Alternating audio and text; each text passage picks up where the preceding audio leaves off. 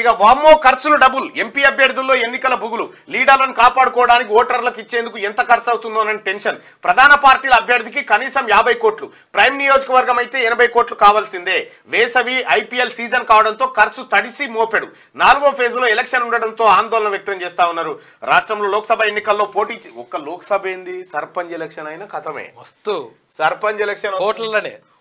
ఆయన ఇంటికి చుట్టాలు వచ్చేది ఉంటే ఇప్పుడే వస్తుంటే రాదే నామినేషన్ వేసినాక రాదు అని చెప్పి అట్లా పిలిపించుకుంటారు అన్నట్టు తెలంగాణ రాష్ట్రంలో ముఖ్యంగా ఇక బయట సంగతి మనకు తెలియదు కానీ తెలంగాణ రాష్ట్రంలో ఎన్నికలు వస్తున్నాయంటే పండుగ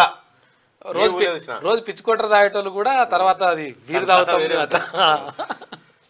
క్యాండిడేట్లకు ఎన్నికలు 4వ షెడ్యూల్లో ఉండడంతో షాక్ తగిలినట్టయింది గత పార్లమెంట్ ఎన్నికల్లో ఫస్ట్ ఫేజ్ ఏప్రిల్ 2వ వారంలోనే రాష్ట్రంలో పోలింగ్ జరిగింది ఈసారి 4వ ఫేజ్ మే 19కి మారాయి రాష్ట్రంలో మే 13న పోలింగ్ జరుగుతుందని ఈసీ ప్రకటించింది ఇప్పటికే అన్ని పార్టీలు చాలా చోట్ల క్యాండిడేట్లను ప్రకటించాయి మరికొన్ని స్థానాల్లో 1-2 రోజుల్లో ఫైనల్ చేయనున్నాయి అయితే 2 నెలల పాటు ఎన్నికల ప్రచారం ఖర్చులు లీడర్లను కాపాడుకోవడం సంబంధిత పార్లమెంటు పరిధిలోని ఎమ్మెల్యేలను బుజ్జగించుకోవడం వంటివి తమకు తలకు మించిన భారమని అభ్యర్థులు భావిస్తున్నారు 2 నెలల పాటు ఓటర్లను క్యాడర్ను కాపాడుకోవడం ఎలా అని ఆందోళన చెందుతున్నారు పైగా వేసవి ఐపీఎల్ సీజన్ కావడంతో ఖర్చులు తడిసి మోపెడవుతాయని తలలు పట్టుకుంటున్నారు ప్రధాన పార్టీలో ఒక్కో ఎంపీ అభ్యర్థి కనీసం 50 కోట్లైనా ఖర్చు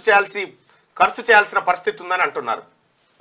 ప్రైమ్ నియోజకవర్గం అయితే ఇది 80 కోట్లు దాటే అవకాశం ఉందని ఆందోళన చెందుతున్నాయి అన్ని ఎంపీ క్యాండిడేట్లే చూసుకోవాలి ఎలక్షన్ కమిషన్ నిబంధనల ప్రకారం లోక్సభ ఎన్నికల్లో అయితే ఒక్కో అభ్యర్థి 95 లక్షల దాకా ఖర్చు పెట్టేందుకు అవకాశం ఉంది గతంలో ఇది 70 లక్షలు మాత్రమే ఉండేది ప్రస్తుతం రాష్ట్రంలో ప్రధాన పార్టీల అభ్యర్థుల రోజువారీ ప్రచార వ్యయం అన్ని రకాలుగా కలిపితే కనీసం 10 లక్షలు దాటుతున్నది రోజువారీగానే ఈ 10 లక్షలని చాలా చిన్నది ఇది విషయమే కదా ఈసారి ఇక ఎంపీ ఎన్నికలు కూడా ఊళ్ళే సర్పంచ్ ఎన్నికలను తలపించే పరిస్థితికి వచ్చింది అంటే పుణ్యాత్ముడు కేసీఆర్ గారు అట్లా తయారు చేసిపోయిండు ఏ ఎన్నికైనా పైసా డబ్బు మద్యం అంతే మభ్య పెట్టుడు ఇవే కార్యక్రమాలు ధర్నాలు రాస్తారోకల కాడికి వచ్చింది పైసలు ఇస్తలేరని పబ్లికే ధర్నాలు చేసి రాస్తారు ఇది పరాకాష్ఠం చేరాలి ఇంకా ఏదైనా అరాచకం మించితేనే మంచి పుడుతుంది అరాచకం మించాలి ఇంకా మించాలి మించి ఓటర్లు కూడా ఇట్లా ఎగబడ్డ తర్వాత